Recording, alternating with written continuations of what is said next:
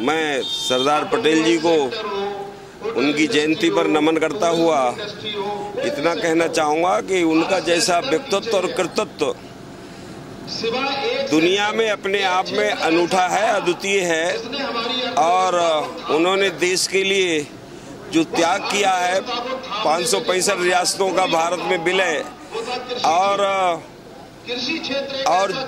उस समय पर, आज़ादी के समय पर उन्होंने जो सेवाएं दी हैं देश को, उप प्रधानमंत्री रहते हुए, गृह मंत्री रहते हुए इस देश को बचाने का जो काम किया है, वो अपने आप में बहुत ही उच्च कोटि का श्रेष्ठ कर्म था। और उसके लिए सारा देश उनको नमन करता है, उनका सम्मान करता है। हमारी सरकार ने, हमारे प्रधानमंत्री ने उनको उनके सम्मान के मुताबिक इतनी बड़ी दुनिया की सबसे ऊंची स्टैचू बनाकर और उसका नामकरण भी कर दिया।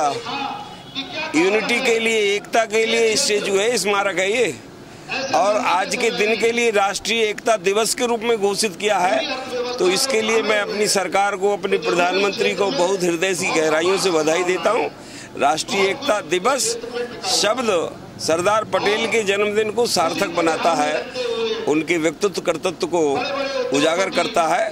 इतनी बात मैं आज कहना चाहता हूँ, उनके श्री चरणों में नमन करता हुआ।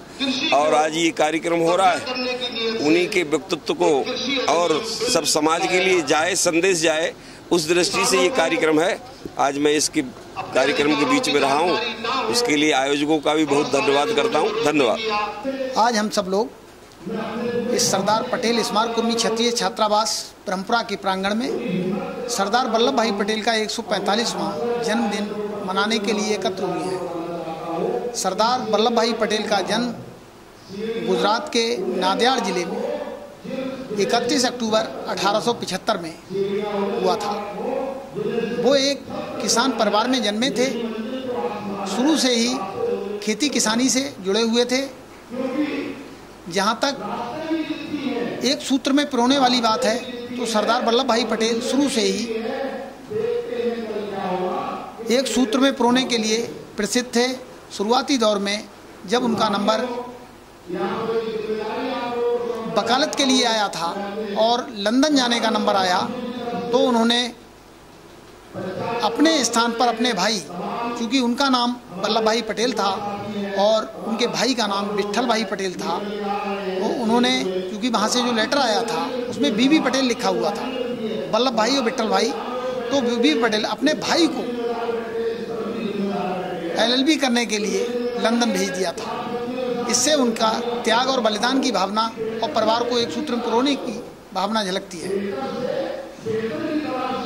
ऐसा ही एक उदाहरण उनके जीवन में और आया था। एक बार सरदार वल्लभ भाई पटेल एक अदालत में बहस कर रहे थे और उसी समय उनके पास एक पर्चा आया बाहर से, और वो पर्चा उनने पढ़ा और जेब में रख लिया और उसके बाद अनवरत रूप से बहस करते रहे। बहस खत्म होने के बाद मुकदमा वो छूट गया, जज ने जजमेंट दे दिया। लेकिन जज ने बाद में पूछा कि वो बीच में एक पर्चा आया था आपके पास, वो क्या था? उन्होंने कहा कि वो मेरी पत्नी की मौत का संदेश था। उन्होंने कहा आपने बीच में बहस क्यों नहीं छोड़ी फिर? उन्होंने कहा देखिए, पत्नी तो ख़त्म हो ही चुकी थी, लेकिन उनकी मौत से ज़्यादा मेरे लिए अपने क्लाइंट की चिंता थी। तो ऐसे सरदार वल्लभ भाई पटेल का जन्मदिन हम हमेशा इसी तरह से मनाते चले आ रहे हैं। और यहाँ हमारी कोशिश रहती है कि ऐसे पुरोधा का जन्मदिन हम हर साल मनाएं, जिन्होंने हमारे इस भारत के लिए 562 देशी रियासतों के लिए एक सूत्र में पिरोने का काम किया। आज हम जिसको अखंड भारत कहते हैं, इसका शिल्पीकार भी उन्हें कहा जाता है। उनके जन्म समारोह में हम सब लोग यहाँ एकत्र हुए हैं।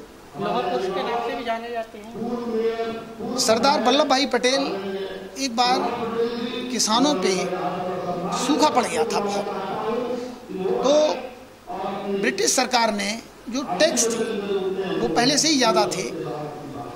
किसानों ने मांग रखी कि साहब सूखा पड़ गया है और हम इतना टैक्स नहीं दे सकते, वो टैक्स हमारा माफ़ किया जाए।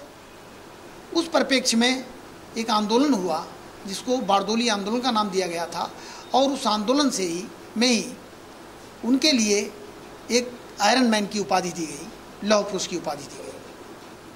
आज जो यहाँ छात्रावास में कार्यक्रम, आज के इस कार्यक्रम में हम लोग जो हमारे समाज के 3 बच्चे, एक का IAS में सिलेक्शन हुआ था, एक का PCS में सिलेक्शन हुआ था और एक बिटिया है हर्षिता गंगवार जिसका PPS डिप्टी SP के लिए चयन हुआ था।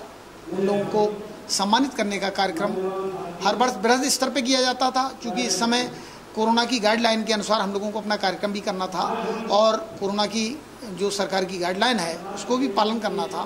तो संक्षेप में कार्यक्रम रखा था और जो समाज के प्रतिभाशाली छात्र थे उनको सम्मानित करने का कार्यक्रम हम लोगों ने किया था।